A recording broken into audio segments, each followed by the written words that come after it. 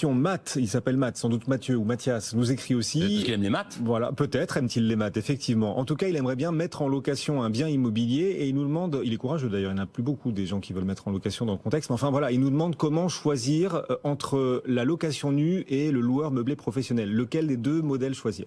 Matt, il est matheux, mais avant de faire des maths, on va faire un peu de droit. Très rapidement, je te rassure, on n'a pas le choix. On ne choisit pas. Si on fait une location nue, c'est-à-dire une location d'un espace immobilier vide, ouais, vous êtes en location nue. C'est du revenu foncier. C'est comme ça. Et puis si vous êtes meublé, avec des meubles qui garnissent l'intérieur, des meubles blancs, une chaise, une table, avoir un lit, avoir une cuisine équipée, on est en location meublée. Mais la location meublée au plan fiscal, c'est considéré comme des bénéfices industriels et commerciaux. C'est considéré comme une activité commerciale. Et là, la fiscalité diffère.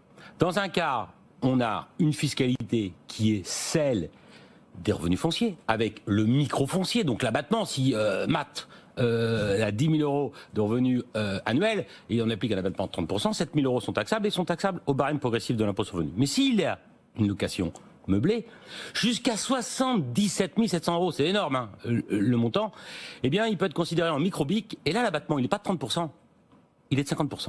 Ah oui. Et si il fait, Matt veut dire tiens, la location meublée ça m'intéresse, et puis je vais ouvrir des prestations par hôtelière à côté, par exemple le petit déjeuner, hein, donc ou par exemple une prestation qui pourrait être considérée comme celle qu'on aurait dans un hôtel. Mais l'abattement peut aller jusqu'à 71%, c'est-à-dire que c'est pas 10 000 qui vont entrer dans l'assiette d'impôt, c'est 2 900 euros ou 5 000 euros. Ça, c'est une fiscalité qui est différente. Et à un moment donné où on sait que nos centres-villes, on sait que nos littorales se dégarnissent de la population résidente habituelle, on se rend compte qu'il y a un petit avantage fiscal à cette location meublée qui pourrait paraître disproportionnée au regard des problématiques de logement qu'on peut avoir dans des zones dites tendues.